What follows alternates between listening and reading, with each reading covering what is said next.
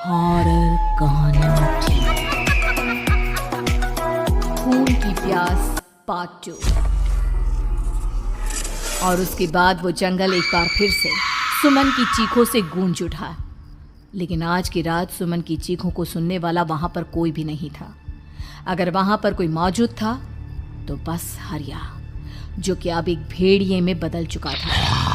सुमन के बालों को पकड़कर घसीटते हुए वो जंगल के बीचों बीच एक जगह पर ले जा रहा था।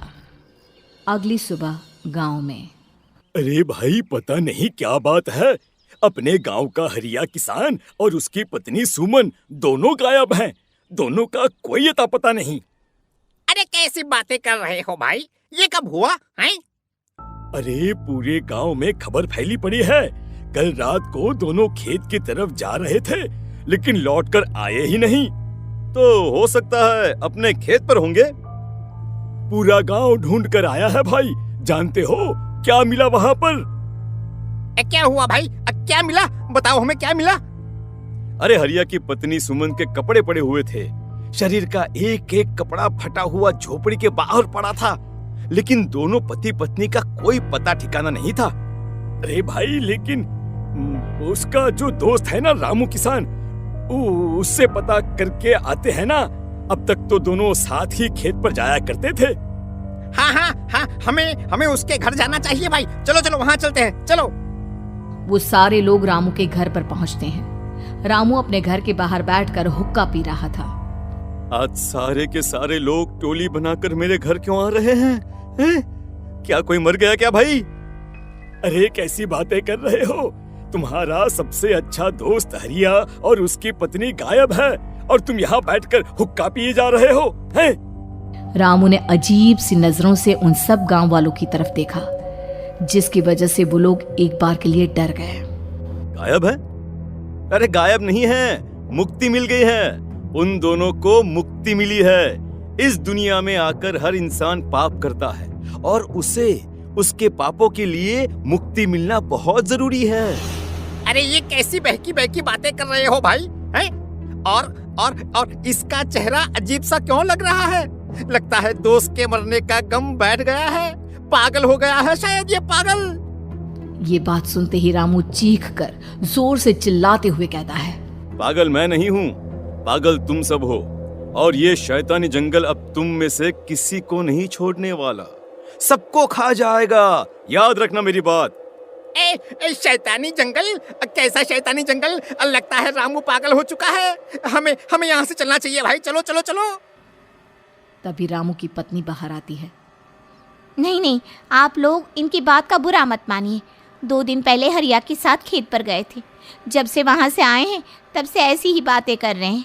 भगवान जाने ऐसा क्या देख लिया उन्होंने, खेत में कुछ भी बड़बड़ाते रहते हैं। लेकिन गांव के लोगों ने कमला की कोई बात नहीं सुनी, और वो सब वहां से चले गए। रात अब धीरे धीरे ढलने लगी थी।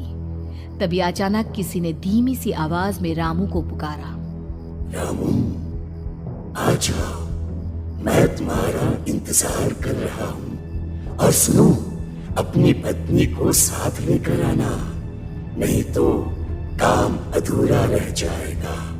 ये आवाज सुनते ही रामू के चेहरे पर शैतानी मुस्कुराहट आ जाती है। वो धीमे कदमों से अपने घर के अंदर आता है। क्या हुआ? तबीयत ठीक है ना अब आपकी? मैं तुझे अपने साथ खेत पर ले जाने आया हूँ, चल। मैं तुम्हारे साथ कहीं नहीं जाने वाली। मुन्ना गहरी नींद में सो रहा है, और उसे अकेला छोड़कर मैं तुम्हारे साथ खेत पर नहीं आ सकती। वैसे भी तुम्हारे उन खेतों में भगवान जाने कौन सा राक्षस घूम रहा है, मुझे तो डर लगता है। रामू गुस्से में दांत पीसता अपनी झोपड़ी से बाहर आ जाता है, और कमला गहरी नींद में अपने बच्चे के साथ सो जाती है। तभी अचानक रात को रामू की झोपड़ी के ऊपर एक साया वही गाना गुनगुनाते हुए घूमने लगता है, जो हरिया के मोबाइल में बजा करता था।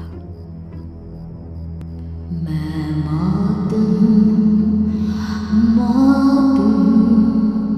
मौत जो पसरी है चारों ओर, जो आएगी कहीं से भी निगल जाएगी सबको।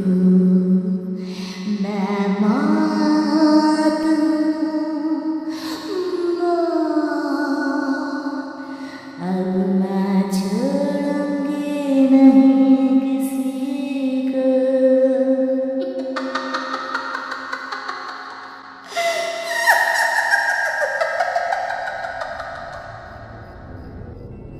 ये आवाज सुनकर रामू की पत्नी कमला की आंख खुलती है और वो देखती है कि उसका मुन्ना अपनी जगह से गायब था।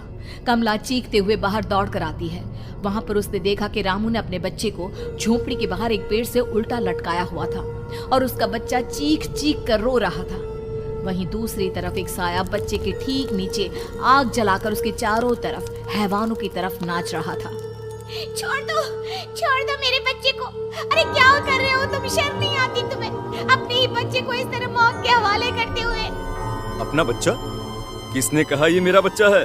अरे ये तो उस रामू की औलाद है, इस गांव के किसान रामू की, और मेरी दुश्मनी इस गांव के हर इंसान के साथ है। क्या? कैसी बात कर रहे हो तुम? और ये औरत कौन है? ये मेरे बच्चे को खा जाएगी। तभी अचानक से उस साया ने एक बेहद खतरनाक दिखने वाली औरत का रूप ले लिया और उसकी आंखों से आग निकल रही थी। सही पहचाना तूने। मैं तेरे बच्चे को खा जाऊंगी। अगर तू अपनी इस हैवान पति रामू के साथ जंगल नहीं आई तो मैं तेरे बच्चे को खा जाऊंगी। लेकिन क्यों? आखिर क्या चाहती हो तुम मुझसे? मुझे जंगल क्यों ले जाना चाहती हो? औरत बुरी तरह से ठहाके मार मार कर जोर जोर से हंसने लगी और साथ में रामू भी। ये तो तुझे वहाँ चलने के बाद ही पता चलेगा ना। अगर तू नहीं आई तो थोड़ी देर में तेरा ये बच्चा आग में जलकर मर जाएगा। चल जल्दी। नहीं, मेरे बच्चे को छोड़ दो। तुम जहाँ कहोगे मैं तुम्हारे साथ चलने के लिए तैयार हूँ। और उसके बाद उस बच्चे को झोपड़ी में लिटाकर आगे आगे वो साया चल रहा था और उसके पीछे पीछे रामू अपनी पत्नी के बाल पकड़कर उसे घसीटते हुए जंगल की तरफ ले गया। जंगल में जाने के बाद, कितनी खूबसूरत हो तुम। आज की रात बस तुम और मैं एक दूसरे के साथ रहेंगे। मुझे तुमसे बहुत डर लग रहा है। तुम्हें क्या हो गया है? तुम तो बिल्कुल ठीक थे। वो होगा जो हमारे बीच होना चाहिए। तो आओ अपने आप को मेरे हवाले कर दो। कमला ने डर की वजह से अपनी दोनों आंखें कसकर बंद कर ली थी। रामू ने बुरी तरह से चीख कर कमला से कहा, आंखें खोलो अपनी और मेरी तरफ देखो। कमला ने जैसे ही अपनी आंखें खोली उसने देखा कि रामू एक खतरनाक खूनी हैवान में बदल चुका था। कौन हो तुम? जाने दो मुझे। क्या चाहते हो मुझसे? वही जो एक आदमी एक औरत से चाहता है। मैं तुम्हारा पति रामू नहीं बल्कि इस जंगल का एक भेड़िया हूँ और आज की रात तुम्हारे खून से अपनी प्यास बुझा जाऊं। और उसके बाद वो जंगल कमला की दर्दनाक चीखों से गूंज उठा। अगली सुबह कमला के कपड़े भी जंगल में उसी तरह पाए गए जैसे कि सुमन के पाए गए थे। इस घटना के बाद पूरे गांव में दहशत का माहौल था। अपने माँ बाप की मौत और गांव में हो रहे इस तरह की घटनाओं की खबर सुनकर किशन शहर से गांव लौट आया था। अपने माँ बाप की बेदर्द मौत की वजह से वो बहुत परेशान था। तभी अचानक उसे अपने घर में खाट के नीचे पड़ा हुआ वो मोबाइल फोन मिला जो उसने अपने पापा हरिया को गिफ्ट किया था। अरे कितने प्यार से पापा के लिए मोबाइल फोन लेकर आया था। इसे एक दिन भी काम में नहीं ले पाए। और आखिर कौन है जो गांव में इस तरह की हत्याएं कर रहा है? क्या है इन सब के पीछे? क्या है? मुझे पता करना ही होगा, वरना एक दिन पूरा का पूरा गांव खाली हो जाएगा। इस गांव में एक भी जिंदा इंसान नहीं बचेगा। गांव के लोगों की मदद करने के इरादे से किशन अपने गांव से दूर एक दूसरे गांव में बहुत बड़े तांत्रिक के पास मिलने के लिए गया। तांत्रिक बाबा, अब आप ही कुछ उपाय बता सकते हैं। भगवान जाने हमारे गांव को किसकी नजर लग गई है। नजर नहीं लगी है, किसी ने तुम्हारे गांव को बद्दुआ दी है। किसी सताई हुई आत्मा का प्रकोप है और अब वो पूरे गांव में किसी को नहीं छोड़ेगी जब तक उसकी आत्मा को शांति नहीं मिल जाती। अरे लेकिन ऐसा कौन है बाबा? किसकी आत्मा है और कैसे मिलेगी उसे शांति? मौत है मौत, कहीं से भी आएगी और सबको निगल जाएगी। इससे बचने का सिर्फ एक ही उपाय है, लेकिन उस उपाय को करना आसान नहीं होगा।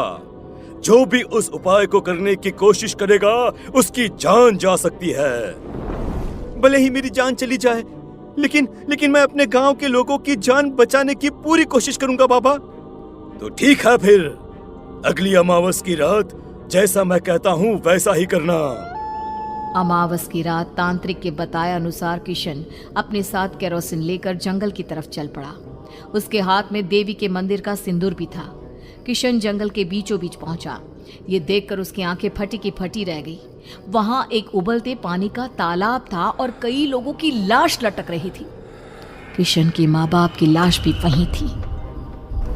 माँ, बापू, क्या हो गया? ये क्या हो गया?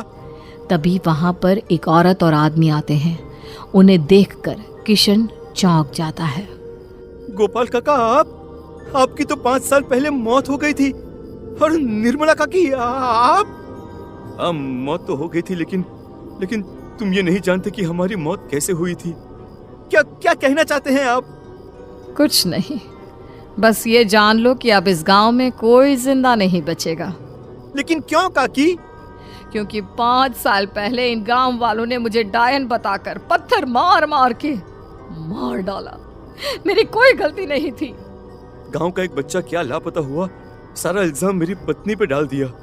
और जब मैंने निर्मला की जान बचाने की कोशिश की तो मुझे भी मार डाला। आपके साथ ये बहुत गलत हुआ काकी, लेकिन आप जो कर रहे हैं वो भी सही नहीं है ना? तुम यहाँ से चले जाओ वरना तुम भी नहीं बचोगे। हमारी आत्मा पिछले 5 साल से मुक्ति के लिए भटक रही है। चले जाओ यहाँ से। मौका देखकर किशन सिंदूर उन दोनों के ऊपर डाल देता है। उनका शरीर जलने लगता है और वो भयानक तरीके से चिल्लाने लगते हैं। अगले ही पल किशन उनके ऊपर केरोसिन डाल देता है और वो दोनों जल जाते हैं। किशन अपने माँ बाप और दूसरी लाशों का अंतिम संस्कार करवाता है और अपने घर लौट आता है। लेकिन वो अभी भी इस बात से अनजान है कि मोबाइल अभी भी बज रहा था। मैं मौत हूँ,